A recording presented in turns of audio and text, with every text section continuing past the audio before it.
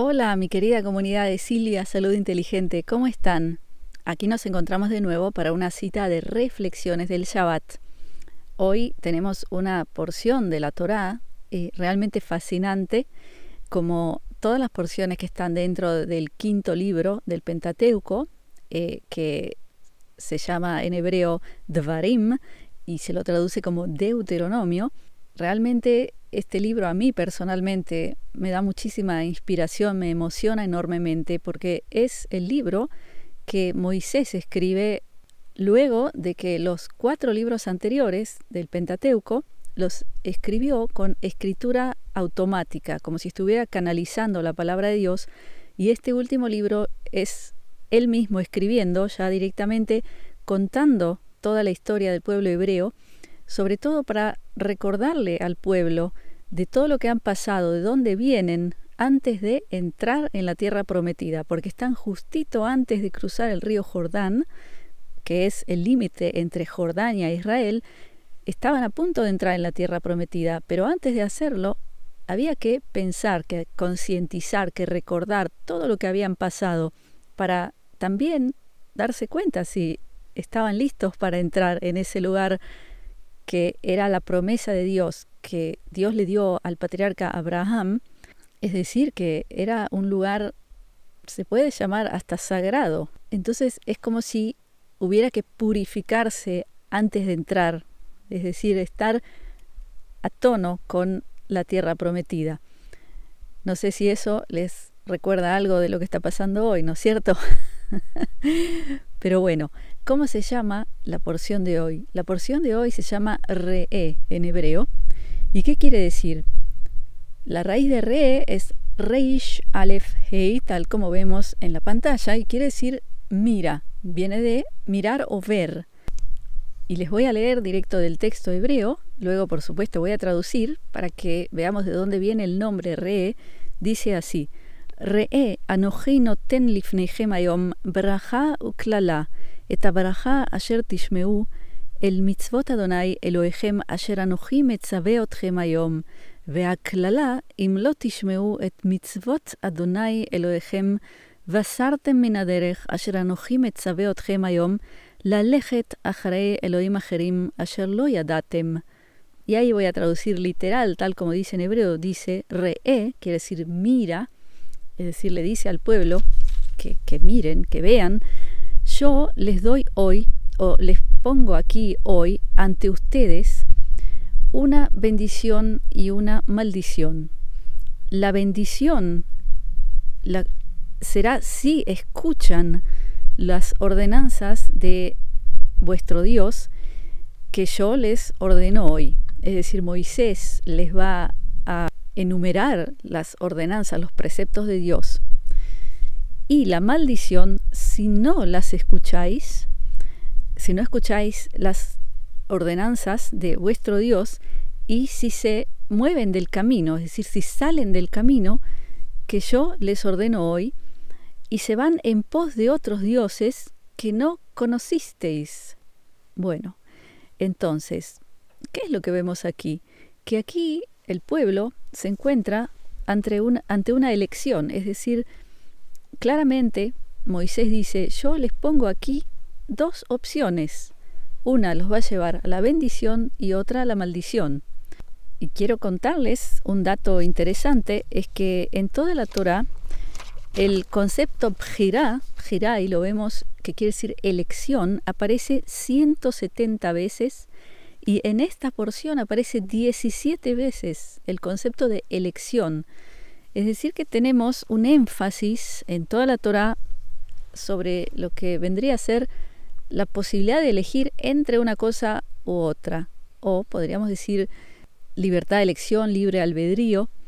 O sea que entendemos que es un concepto principal en toda la Torá, el concepto de libre albedrío. Y vamos a hablar un poquito de esto, porque en la filosofía muchos filósofos han discutido a través de miles de años, ¿acaso existe la libre voluntad? O que estamos condicionados de alguna forma determinista, es decir, que nosotros no elegimos de verdad. Y ahora vamos a ver lo que nos dice el gigante teólogo, filósofo, médico Maimónides, les cuento que en el judaísmo hay una frase que dice así, porque Maimónides en hebreo se llama Moshe ben Maimón. Moshe es Moisés, Moisés ben Maimón, y en hebreo se dice Mi Moshe ad Moshe lo haya od Moshe. ¿Qué quiere decir eso? Desde Moisés y hasta Moisés no hubo otro Moisés. Es decir, el primer Moisés es el Moisés de la Torá, que nosotros conocemos, el profeta más importante de la historia, de acuerdo al judaísmo, por supuesto. Y luego Moisés ben Maimón, o sea, se lo pone a la par. Así que este hombre era muy, muy importante. Y ante la pregunta si se nace bueno o malo, porque Maimónides va a responder esto, mucha gente dice que los malos nacieron malos y no tienen más remedio que hacer maldad, y otros dicen que los buenos nacieron buenos también. Pero ¿qué es lo que dice Maimónides? Dice lo siguiente: el Creador no obliga al hombre ni predetermina si hacer el bien o el mal. O sea, no se nace malo o bueno, sino su corazón está a su disposición. O sea que vemos que lo que nos implica Maimónides es que el bien o mal hacer vienen del corazón. Y él dice, está a la disposición de cada uno de nosotros lo que va a ocurrir con ese corazón. Continúo. Los hombres son responsables de sus acciones. El santo bendito sea él no lo dirige sobre cómo actuar, si hace algo o no lo hace. Es decir, que Maimónides sostenía el concepto de la libertad de elección. Es decir, en cada momento, cuando hay dos opciones, que una es hacer el bien o el mal, existe la opción de elegir. Pero lo que nos explica Moisés aquí en esta parashá, en esta porción, es que hay un resultado, que cada elección te va a dar un resultado específico. O sea, tú puedes elegir, pero vas a tener que lidiar con las consecuencias. Es decir, una de las opciones te va a dar una bendición y la otra una maldición. Por otro lado, quiero citar también a otro filósofo judío, Baruch Spinoza, o Baruch Espinosa, como se le dice en castellano, que sostiene otro concepto interesantísimo sobre la libertad, lo cual está íntimamente conectado con el concepto de Dios. Bueno, hoy estamos un poquito más filósofos, ¿sí? O sea, yo les cuento para los que no saben que yo tengo un título en filosofía, por eso es que siempre me surgen conceptos que he leído de filósofos y me gusta traerlo. Díganme abajo si les gusta eso, que les compare lo que hablamos en la Torá con pensamientos de filósofos, pero a la vez yo creo que los filósofos verdaderos, los más grandes, eran gente espiritual, o sea que en su lenguaje más racional trataban de explicar lo espiritual, y uno de esos es Baruch Spinoza, que yo creo que fue uno de los filósofos más grandes de la historia, y creo que él tuvo la capacidad de ser uno de los que más cerca pudieron definir a Dios. Por más que yo personalmente creo que la herramienta del lenguaje, que es la escritura también, no son capaces de definir algo que va más allá del pensamiento racional, porque el pensamiento racional es solo una herramienta, pero no incluye el todo. Entonces, por eso es tan difícil a veces, con palabras, definir o describir los fenómenos divinos. Pero bueno, vamos a ver cómo define Spinoza a Dios y cómo lo conecta con el concepto de libre albedrío. Les leo. Esta es la definición de Dios de acuerdo a Baruch Spinoza. Dice así: existe necesariamente, es único y actúa por sí solo. Y actúa por la sola necesidad de su naturaleza. Es causa libre de todas las cosas. Todas las cosas son en Dios y dependen de Él, de tal modo que sin Él no pueden ni ser concebidas. Todas las cosas han sido predeterminadas por Dios, no sin duda por la libertad de la voluntad o por el absoluto beneplácito, sino por la naturaleza absoluta o la potencia infinita de Dios. Y luego, ¿qué dice Baruch Spinoza? Dice así: se llamará libre aquella cosa que existe por sola necesidad de su naturaleza, por sí sola a obrar, Y de estas dos definiciones podemos deducir que lo que nos dice Spinoza es que el único ente libre es Dios, pero a la vez todos nosotros somos como algo que pertenece a ese todo. Es como si fuéramos una ola dentro del mar. O sea, el mar es el todo y la ola no está separada del todo. Existe una dirección que es el movimiento del mar y si la ola quiere ir en contra, puede intentarlo, pero va a tener consecuencias. El filósofo Spinoza habla de determinismo, pero a la vez él describe que hay diferentes niveles de libertad. Es decir, en cuanto más estés a la par y al son de lo que es la esencia divina, vas a ser más libre y si vas en contra vas a ser menos libre. Bueno, espero que hoy no los confunda demasiado con todos estos conceptos abstractos. Ahora, por último, quiero conectar todo esto a un tema muy vigente hoy en día, que se habla mucho en el mundo, porque yo creo que muchos han escuchado el tema de los ángeles caídos o el ángel caído o el ente que no es benigno, que muchos creen que él es el que gobierna este mundo. Y ahora voy a conectar todo esto a un texto muy interesante que es un curso de milagros que yo creo que también tiene la capacidad de describir de una forma muy profunda algo que ocurrió quizás hace miles de millones de años. Es difícil de saber, ¿no es cierto?, hace cuánto ocurrió. Y les voy a explicar de lo que hablo, porque esto está íntimamente conectado con el libre albedrío.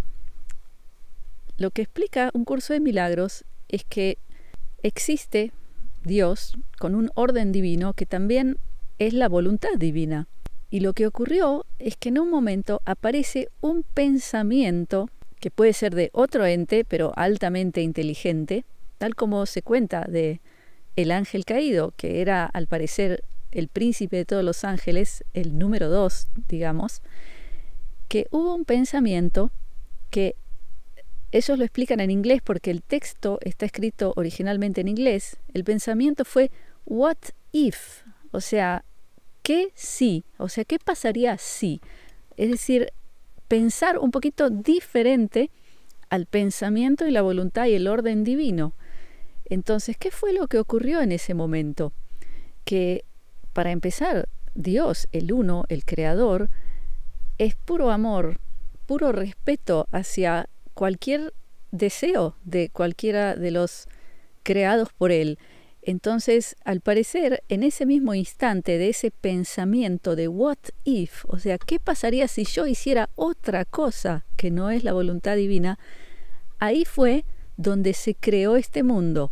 Es decir, que Dios le da la libertad de elegir otra cosa, pero eso tiene una consecuencia.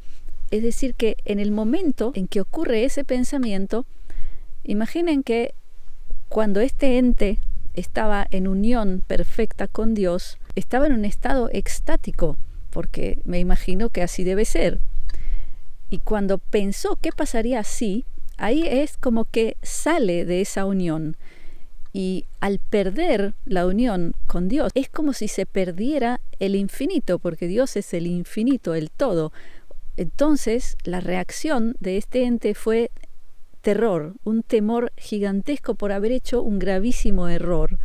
Y a la vez, ese terror hizo que se quiera escapar, que se quiera alejar de Dios. Y ahí fue cuando se crea el mundo y este ente pasa a estar en el mundo donde va a poder experimentar el libre albedrío. Es como si fuera esto un mundo donde se te dice, bueno, ven, experimenta lo que es elegir diferente a la voluntad divina y vamos a ver el resultado, porque hasta que no lo pruebes y no lo aprendas, no lo vas a saber. Podemos entender que quizás, si esto es cierto, ¿no es cierto?, si toda esta historia es cierta, que todo el planeta Tierra es un mundo para experimentar el libre albedrío y conocer sus consecuencias, para que al final, por voluntad propia, se elija volver a elegir siempre de acuerdo a la voluntad divina.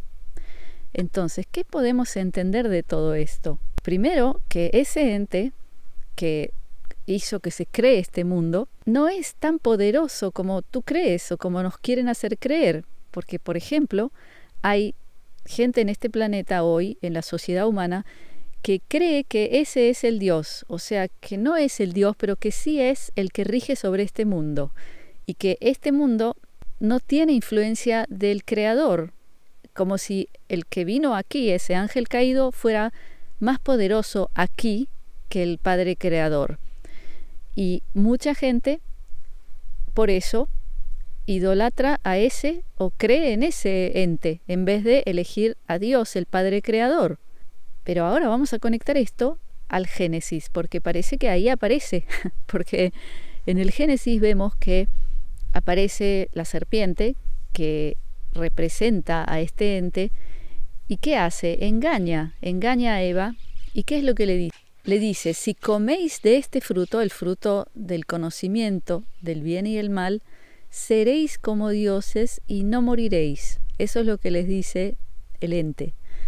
Yo creo que es más que claro que ese fue el momento en el que él engaña a otros ángeles para convencerlos de venir con él a este mundo. Y ahí aparece el tema de los ángeles caídos, es decir, un ente que engañó a los otros. Los que quieren entender más de eso pueden leer el libro de Enoch, Hanoch en hebreo, un libro fascinante, escrito también en las épocas del Antiguo Testamento, que tendría que estar dentro del Antiguo Testamento, pero decidieron de forma arbitraria retirarlo de él.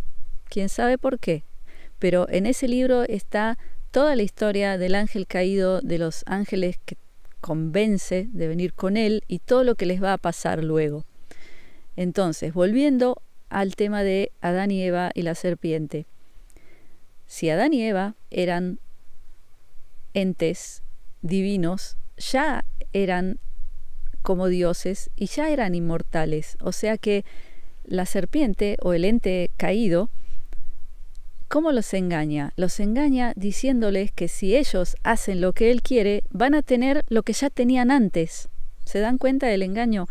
Y luego lo que ocurre cuando ellos cometen ese error es que pierden lo que eran antes, pierden la inmortalidad y la divinidad, o por lo menos pierden la memoria y la conciencia de ser entes divinos. Entonces, ¿qué aprendemos de todo esto? Que el ente que mucha gente de este mundo cree que rige aquí, que no es el Padre Creador, sino el otro, engaña. Es decir, todo lo que él promete no es necesariamente algo que es cierto ni que va a cumplir. Y lo más importante de todo es recordar que lo que le ocurrió a este ente fue pánico y terror, después de haber hecho un grave error que es separarse de Dios.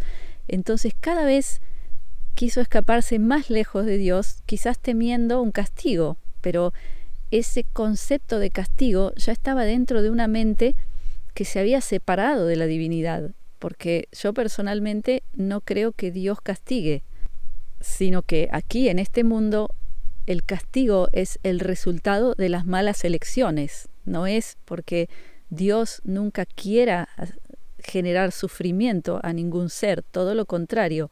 Entonces, para concluir, yo en este video, en el título, hice una pregunta y es, ¿acaso ese ente es el que gobierna el mundo?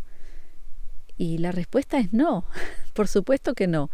Es decir, que quizás hizo creer a muchos que sí, por lo cual ellos se añadieron a él, porque aquí, exactamente en esta para allá, ¿qué es lo que dice? El primer párrafo que les leí, dice así: y salisteis del camino y fuiste en pos de otros dioses que no conocisteis. Es decir, que muestra el mismo párrafo ese error de ir en pos del otro, que no es el Creador, el Padre único, verdadero, el puro amor. Pero tenemos que recordar que al parecer este mundo fue hecho para experimentar la mala elección, para que luego, cuando llegues más adelante en tu evolución espiritual, no necesites hacerte esa pregunta de what if o qué si hiciera otra cosa, sino que ya vas a saber lo que significa haber tomado la elección incorrecta. Entonces tu elección va a ser auténtica, va a ser dentro de ti siempre elegir igual que la voluntad divina.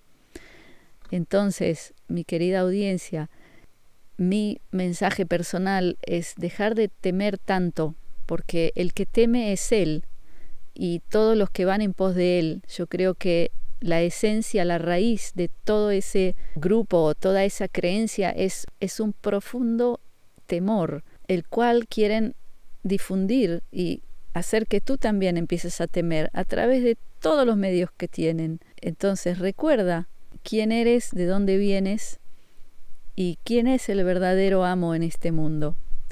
Entonces los dejo por ahora con mi braja, mi bendición de briut, que es salud, de shalom, que es paz, de ahavá, que es amor, y shefa shel dvarim tovim, que es multiplicidad de cosas buenas. Gracias por estar conmigo. Shabbat shalom.